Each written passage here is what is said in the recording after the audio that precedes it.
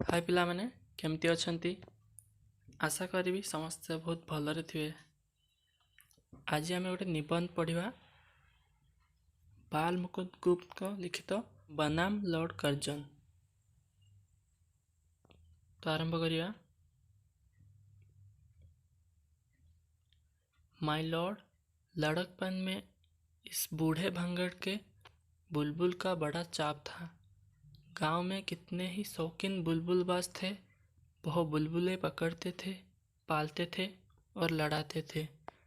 बालक शिव शंभु शर्मा बुलबुलें लड़ाने का चाव नहीं रखता था। केवल एक बुलबुल को हाथ पर बिठाकर ही प्रसन्न होता चाहता था।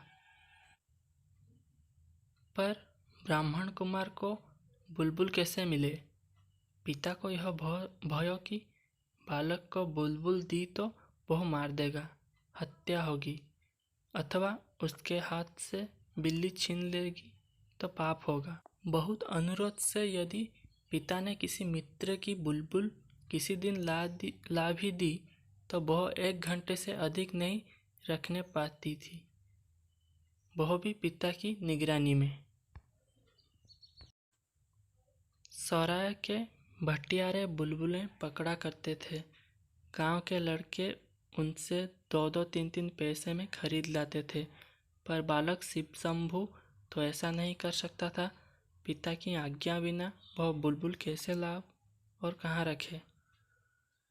उधर मन में अपार इच्छा थी कि बुलबुल जरूर हाथ पर हो। इसी से जंगल में उड़ती बुलबुल देखकर भी फड़क उठता था। बुलबुल की बोली सुनकर आनंद से हृदय नृत्य करने लगता था। कैसी कैसी कल्पनाएं हृदय में उठती थी। उन सब बातों का अनुभव दूसरों को नहीं हो सकता। दूसरों को क्या होगा? आज यह वह शिव शंभु है, स्वयं इसी को इस बालकाल के अनिर्वचनीय चाप और आनंद का अनुभव नहीं हो सकता। बुलबुल पकड़ने की नाना प्रकार की कल्पनाएं मन में करता हुआ बालक शिव शंभु सो गया। उसने देखा कि संसार बुलबुलमय है। सारे गांव में बुलबुलें उड़ रही है। अपने घर के सामने खेलने का जो मैदान है उसमें सैकड़ों बुलबुल उड़ती फिरती है। फिर वह सब ऊंची नहीं उड़ती, बहुत नीचे नीचे उड़ती है। उसके बैठने के अड्डे भी नीचे नीचे है। वह कभी उड़कर इधर जाती है और कभी उधर, कभी यहाँ बैठती है तो कभी वहाँ, कभी स्वयं उड़कर बालक शिव शंभु के हाथ की उंगलियों पर आ बैठती है। शिव शंभु आनंद में मस्त होकर इधर उधर दौड़ रहा है। उसके 2-3 साथी भी उसी प्रकार बुलबुलें पकड़ते और छोड़ते इधर उधर कूदते फिरते हैं। आज शिव शंभु की मनोवांछा पूर्ण हुई। आज उसे बुलबुलों की कमी नहीं है। आज उसके खेलने के मैदान बुलबुलिस्तान बन रहा है। आज शिव शंभु बुलबुलों का राजा ही नहीं, महाराजा है। आनंद का सिलसिला यह नहीं टूट गया। शिव शंभु ने देखा कि सामने एक सुंदर बाग है। वहीं से सब बुलबुलें उड़कर आती है। बालक कूदता हुआ दौड़कर उसमें पहुंचा। देखा सोने की एक पेड़ पत्ते और सोने की ही नाना रंग के फूल हैं। उन पर सोने की बुलबुलें बैठी गाती है और उड़ती फिरती है। वहीं एक सोने का महल है। उस पर सैकड़ों सुनहरी कलश है। उन पर भी बुलबुलें बैठे हैं। बालक 2-3 साथियों सहित महल पर चढ़ गया। उस समय वह सोने का बगीचा, सोने का महल और बुलबुलें सहित एक बार उड़ा। सब कुछ आनंद से उड़ता था। बालक शिव शंभु भी दूसरे बालकों सहित उड़ रहा था। पर यह आमद बहुत देर तक सुखदायी न हुआ। बुलबुलें का ख्याल अब बालक के मस्तिष्क से हटने लगा। उसने सोचा है, मैं कहाँ उड़ जाता हूँ, माता पिता कहाँ, मेरा घर कहाँ। इस विचार के आते ही सुख सपना भंग हुआ।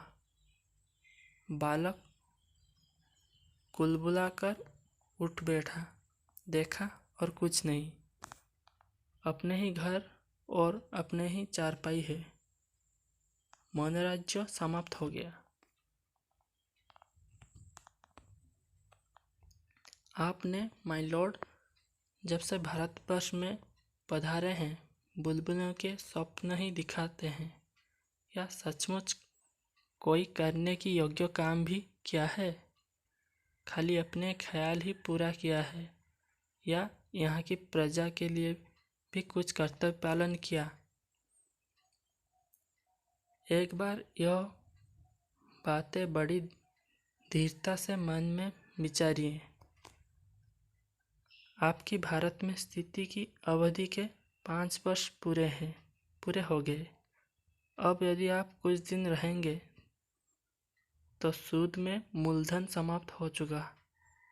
हिसाब कीजिए, नुमायशी कामों के सिवा काम की बात आप कौन सी कर चले हैं, और भड़कबाजी के सिवा ड्यूटी और कर्तव्यों की ओर आपका इस देश में आकर कब ध्यान रहा है?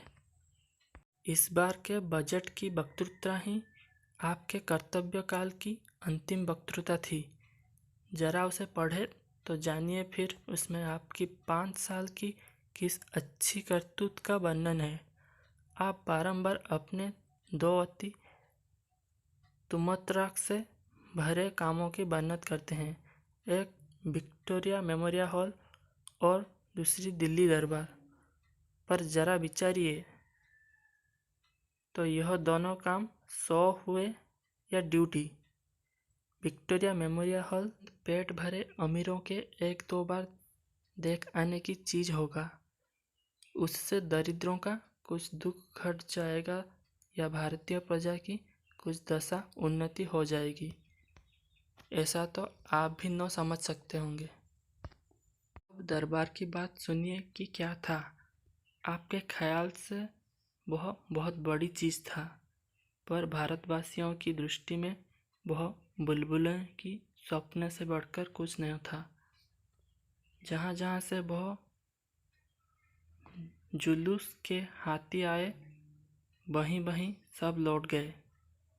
जिस हाथी पर आप सुनहरी झूले और सोने का होदा लगवाकर छत्र धारण पूर्वक सवार हुए थे, वह अपने कीमती आसबाब सहित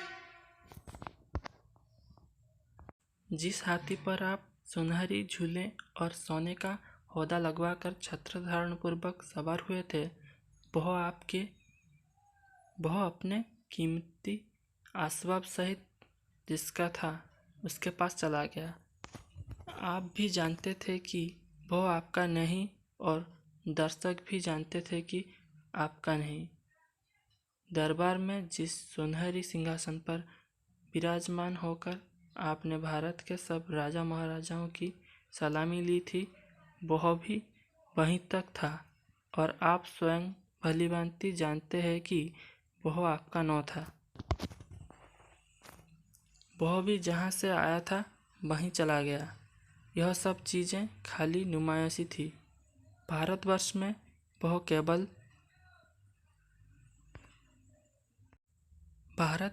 वह पहले से ही मौजूद थी। क्या इन सब से आपका कुछ गुण प्रकट हुआ? लोग विक्रम को याद करते हैं या उसके सिंहासन को, अकबर को या उसकी तख्त को, शाहजहां की इज्जत उसके गुणों से थी या तख्ताउस से? आप जैसे बुद्धिमान पुरुष के लिए यह सब बातें विचारने की है। चीज वह बनना चाहिए जिसका कुछ देर कयाम हो। माता पिता की याद आते ही बालक शिव शंभू का सुख स्वप्न भंग हो गया। दरबार समाप्त होते ही वह दरबार भवन, वह एम्पली थिएटर तोड़कर रख देने की वस्तु हो गया। इधर बनना उधर उखाड़ना पड़ा। नुमाया सी चीज़ें का यह परिणाम है। उनका तितलियों का सा जीवन होता है। माई लॉर्ड, आपने कछाड़ के चाय वाले साहबों की दावत खाकर कहा था कि यह लोग यहाँ नित्य है और हम लोग कुछ दिन के लिए। आपके वह कुछ दिन बीत गए, अवधि पूरी हो गई। अब यदि कुछ दिन और मिले तो वह किसी पुराने पुण्य के बल से समझिए। उन्हीं की आशा पर शिवशंभु शर्मा यह चिट्ठी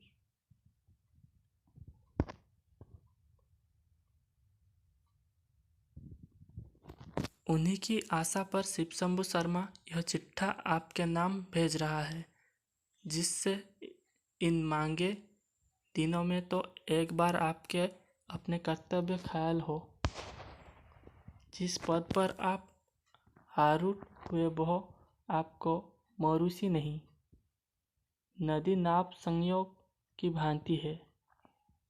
आगे भी कुछ आशा नहीं कि इस बार छोड़ने के बाद आपका इससे कुछ संबंध रहे, किंतु जितने दिन आपके हाथ में शक्ति है उतने दिन कुछ करने की शक्ति भी है।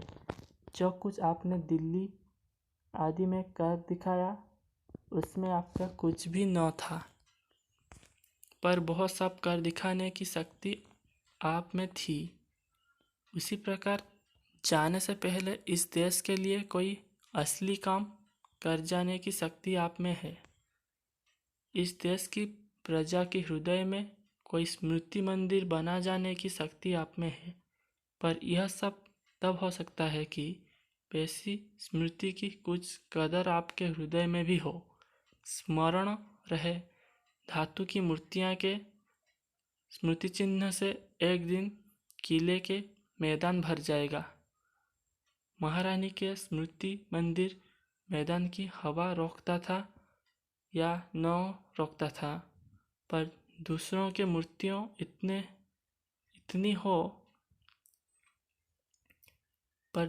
की मूर्तियाँ इतनी हो जाएगी कि 50-50 हाथ पर हवा को टकराकर चलना पड़ेगा।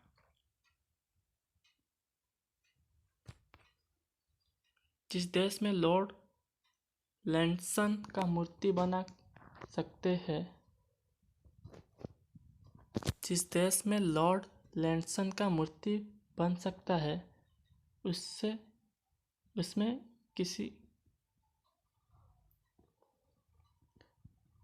उसमें और किसी की मूर्ति नहीं बन सकती। माय लॉर्ड, क्या आप भी चाहते हैं कि उसके आसपास आपकी भी एक वैसी ही मूर्ति खड़ी हो? यह मूर्तियाँ किस प्रकार के स्मृति चिन्ह है? इस दरिद्र देश के बहुत से धन की एक डेयरी है जो किसी काम नहीं आ सकती।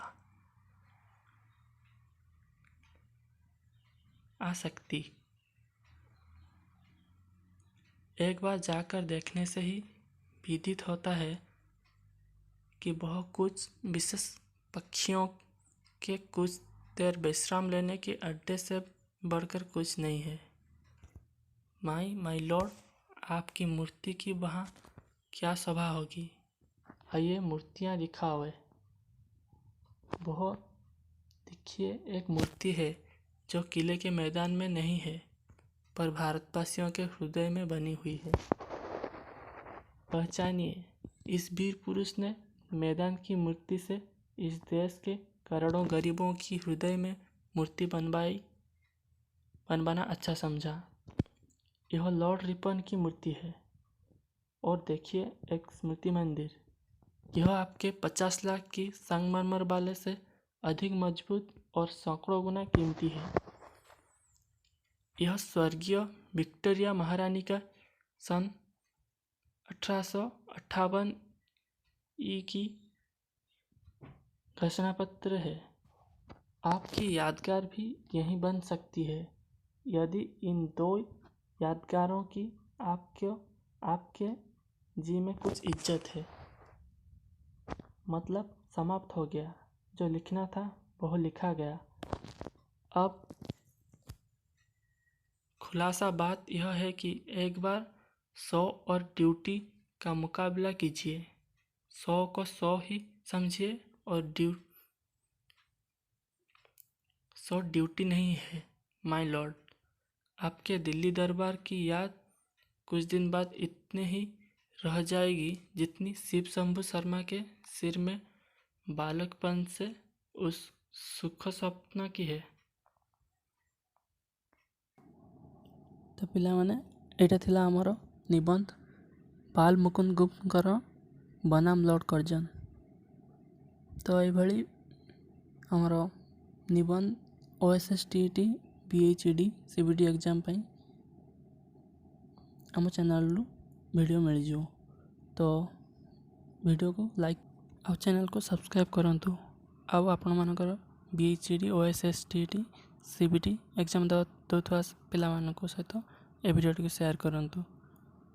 धन्यवाद। जय जगन्नाथ।